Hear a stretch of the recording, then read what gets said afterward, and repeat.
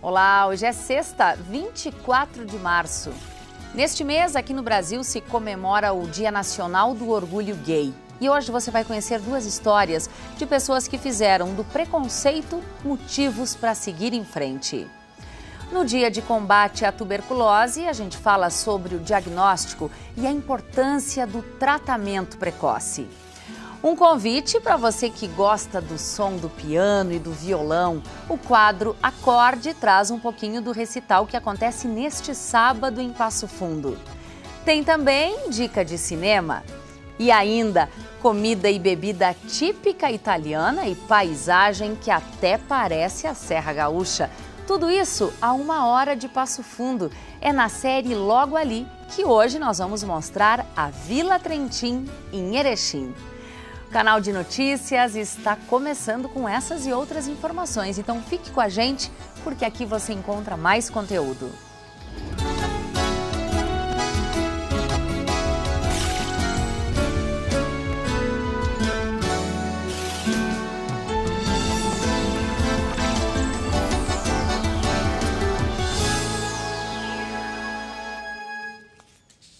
No mês de março, aqui no Brasil, se comemora o Dia Nacional do Orgulho Gay. E foi a partir de 1973 que a homossexualidade deixou de ser considerada uma doença mental.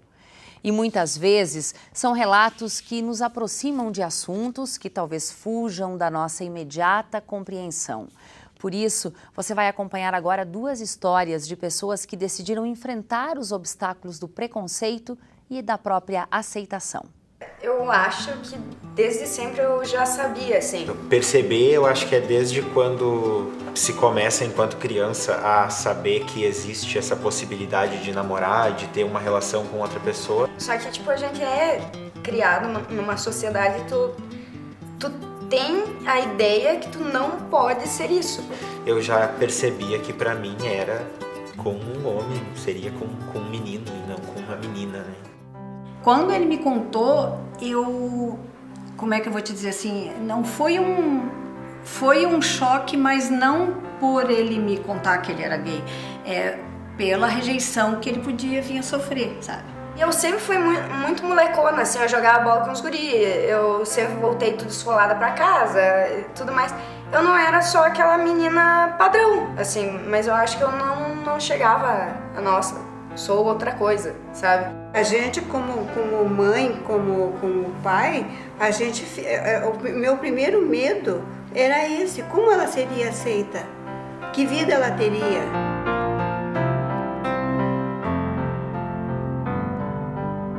É difícil sempre. Eu tive um contexto familiar muito bom, muito tranquilo desde o início. Eu deveria até ter percebido desde o início que seria tranquilo, né? Mas eu fazia um bicho de 7 cabeças, assim. A gente não quer decepcionar as pessoas que amam a gente. Mas daí eu realmente me assumi, eu acho que eu já passava dos 20 anos. Assim.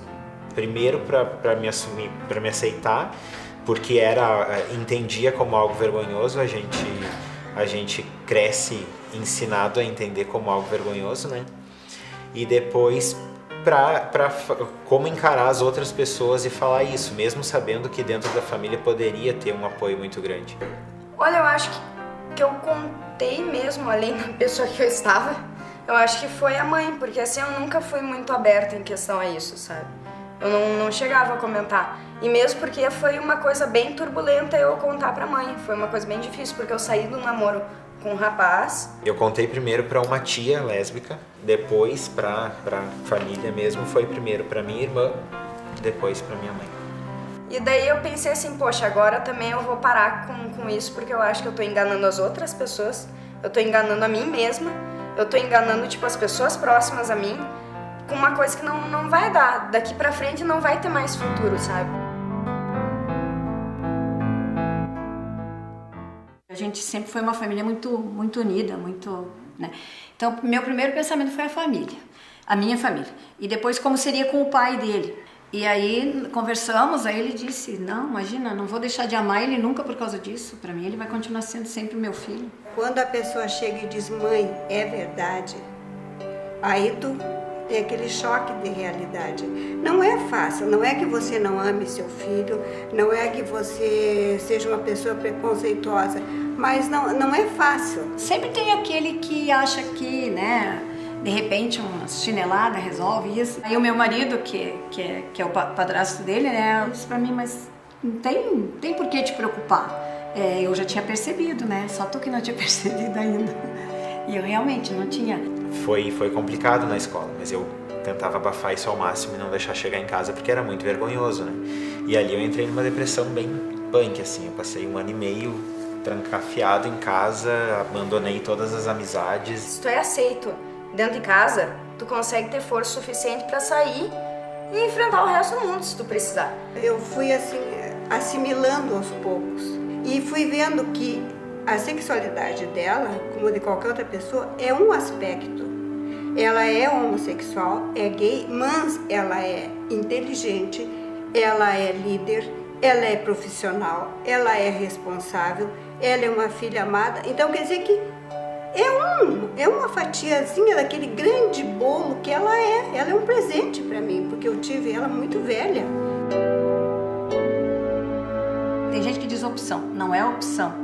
E eu também, orientação, eu também não, porque parece assim que a pessoa foi orientada a ser gay, né? Nem escolheu ser assim, tu nasceu assim porque tinha que ser assim e pronto. Eu tenho a absoluta certeza de que não é uma escolha. Não me interessa saber o que é, se a causa é genética, se a causa é isso, se é aquilo. Não me interessa.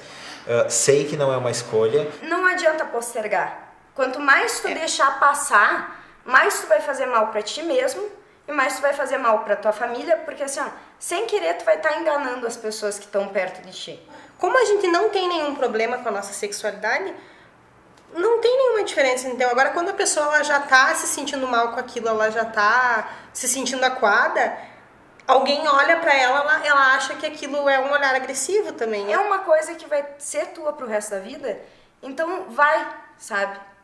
Se aceita primeiro você mesmo, e daí que os outros vão ter que conviver com isso. Tu vai achar uma melhor maneira de conviver. E se fosse uma escolha, deveria ser respeitado do mesmo jeito, né?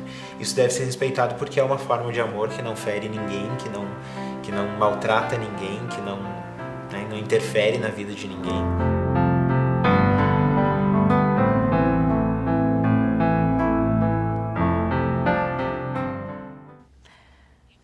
Nos últimos 10 anos, a incidência de casos de tuberculose no Brasil reduziu 20%. E a taxa de mortalidade passou de 2,6 óbitos para cada 100 mil habitantes para 2,2 óbitos no mesmo período. Bom, a tuberculose é uma doença que tem cura, o tratamento é feito de graça, mas ainda preocupa, porque 70 mil casos novos são notificados todos os anos no país. Bom, como hoje é o dia de combate à tuberculose, para falar sobre a doença, nós convidamos a médica, que é pneumologista, Janaína Pilau. Doutora, seja bem-vinda ao PFTV. É um prazer lhe receber aqui em um dia tão importante, que é um dia de prevenção. Muito obrigada, é um prazer também estar aqui ajudando e colaborando com vocês. Bom, doutora Janaína, por que a tuberculose ainda é uma doença que preocupa? Na verdade, pela facilidade de contágio, né, Thaís? É uma doença de fácil contágio. Então, hoje, para se adquirir a doença, basta ter um paciente que tenha escarro com o bacilo e está num lugar fechado. Então, o contágio ele é muito fácil e a gente tem muita dificuldade hoje na periferia, porque são situações onde o acesso à saúde também é mais difícil. Então, esses pacientes ficam por muito tempo até o diagnóstico e até fazer o diagnóstico, iniciar o tratamento, eles ficam contaminando as pessoas. Bom, doutora, a tuberculose, ela está relacionada a outras doenças ou ela pode também aparecer isoladamente? Ela tem uma correlação muito importante com o HIV, né? Existe uma co-infecção entre HIV e tuberculose, pela baixa deficiência que o paciente com HIV tem, associado à imunidade dele. Então, essa é uma correlação bem direta e bem determinada. Mas existem outros fatores de risco. Pacientes com etilismo, pacientes pneumopatas, pacientes que vivem em ambientes fechados, né? Por exemplo, os que têm no sistema penitenciário, é fácil de disseminar. Pacientes que moram em casas de repouso, asilos, porque o contato é muito próximo. Bom, um dos sintomas, talvez o principal deles, é a tosse contínua. Nós estamos em uma região essencialmente alérgica. Como é que se faz para diferenciar a tosse que é alérgica da tosse que já se tornou uma tuberculose? Na verdade, a gente tem até uma campanha do Ministério da Saúde que diz: tosse por mais de 3 semanas, pense TB, né? Então, aquela tosse que ficou mais do que 1 semana, 2 semanas, 3 semanas, assim, tem que ter um alerta. Não necessariamente que seja uma tuberculose, mas já não é mais uma tosse alérgica. A gente está falando de uma tosse seca, doutora? Não necessariamente. Ela pode ter um início seco, tá? Mas ela pode evoluir com uma tosse com catarro, com expectoração, né? Um catarro que vai desde o catarro branquinho, mucoide, até ficar mais purulento, mais maduro, como as pessoas costumam chamar. E não necessariamente precisa ter sangue nesse catarro. Então, se tem muito do antigamente, que tinha aqueles catarros que vomitavam sangue, que não necessariamente precisa ter. Bom, você falou aí, doutora, com relação ao ambiente de contágio, né? Fatores climáticos, como, por exemplo, o inverno, menos incidência de sol, ambientes mais fechados, vão certamente favorecer a contaminação. Eles predispõem a disseminação, com certeza. Mas você precisa ter um paciente com tuberculose ativa, bacilífero, que a gente chama. Ou seja, no escarro, tem que ter o bacilo. Você me contava, doutora, que o próprio sol ajuda, de alguma forma, a matar um pouco e a diminuir esse contágio. Isso. Na verdade, o bacilo da tuberculose ele é muito sensível, tanto a agentes físicos quanto químicos. Por isso que ambientes arejados, com bastante ventilação, com bastante iluminação, diminuem a possibilidade de propagação da doença. Quando o bebê nasce, ele recebe a vacina contra a tuberculose. Isso. Depois disso, existem outras vacinas, outras formas também de prevenir a doença? Não, a vacinação é pela BCG, que é feita no recém-nascido, tá? Antigamente a gente fazia um reforço na escola, todo mundo tinha que fazer. Então, assim, como é que eu sei se eu estou vacinado ou se eu estou prevenido? Tem que ter a marquinha no braço, né? Se ela não fez a marquinha, se não ficou o buraquinho ali no braço, significa que você não teve uma reação imune. Então, talvez tenha que refazer a dose, procura um médico para fazer uma avaliação, para fazer a dosagem, para ver se precisa refazer a vacina. A tuberculose tem cura, o tratamento é longo. Quando esse tratamento de 6 meses não é respeitado, o que acontece com uma boa frequência, não é, doutora? O problema se torna muito maior. Isso. O abandono de tratamento hoje é uma das causas muito frequentes que a gente tem de tuberculose multiresistente. O que acontece? É como qualquer outra bactéria, você vai tomando a medicação, quando você começa a falhar, ela se torna resistente àquela medicação.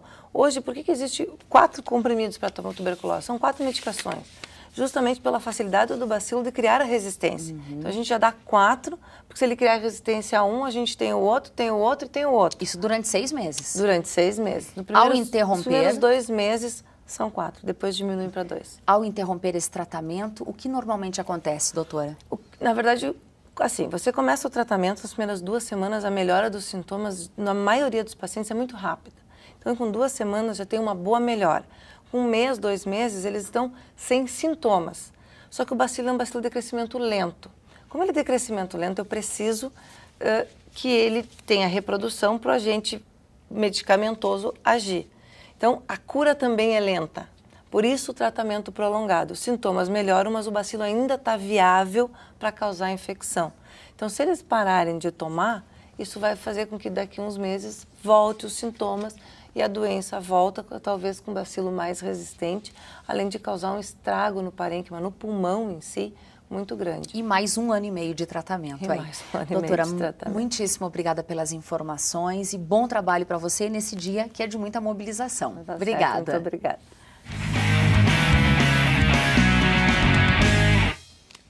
O judoca da UPF, Daniel Passos da Silva, vai participar da Supercopa Porto Alegre neste sábado. Essa é a 3ª etapa do circuito estadual da Federação Gaúcha de Judô e acontece no Grêmio Náutico União. São esperados mais de 650 atletas que representam mais de 20 equipes. E já o triatleta da UPF, Gustavo Renz, disputa domingo o campeonato de triatlon longa distância 2017. A competição acontece na cidade de Osório. O percurso é de 1.600 metros de natação, 64 quilômetros de ciclismo e 15 quilômetros de corrida. A prova é válida para o ranking estadual. E que tal uma boa comida italiana e aquele clima de serra? Tudo isso em apenas 1 hora de Passo Fundo. Depois do intervalo, a gente mostra para você a Vila Trentin. Nós já voltamos.